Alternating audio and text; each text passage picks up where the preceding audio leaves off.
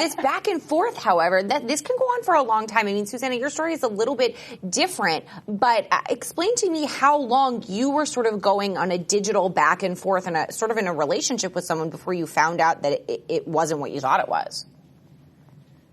Well, basically, I started back before Tinder. I was 15 years old, and it was back in 2002.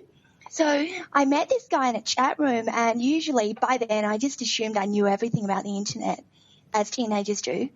And we started chatting, and we got on really well. It turned out he lived in the same state as me, and we had a really intense online relationship for 3 years.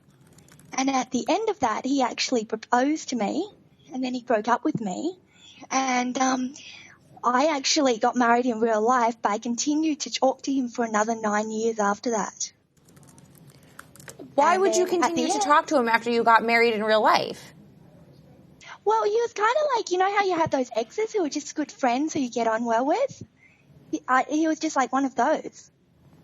So it wasn't romantic after I got married, but we always talked a lot and we had a lot in common, so we stayed really good friends.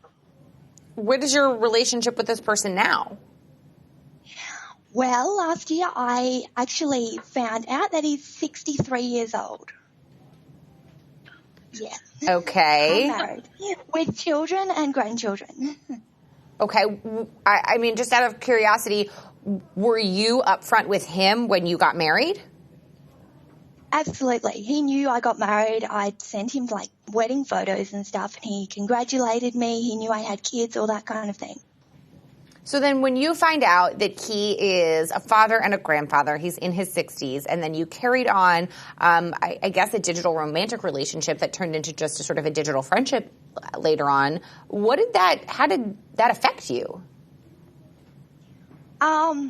I think I went through every single emotion under the book, but overall I kind of came out with relief simply because all these years I'd kind of been like, he never was able to meet me, always had an excuse. As a teenager, he was busy with school and then he had uni and stuff. And I was always like, why didn't he want to actually take this anywhere?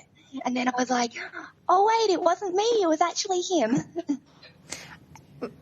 What do you think kept you coming back? Because we hear about these catfish stories all the time. There's a whole show about being catfished. Why, after so much time of not meeting in person and not getting that sort of level of human connection fulfilled, and you're strictly digital, do you not say, hey, this guy has got to be lying, or you know what, this just isn't worth my time? Well, I guess I got past the idea that he was fake because you read all these lists online about how to tell if someone's fake.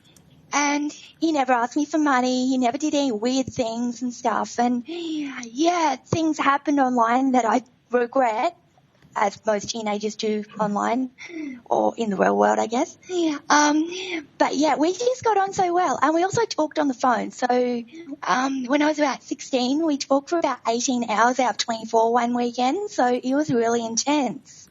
So I guess he was such a part of my life that by the time I did question that kind of thing, I didn't question him.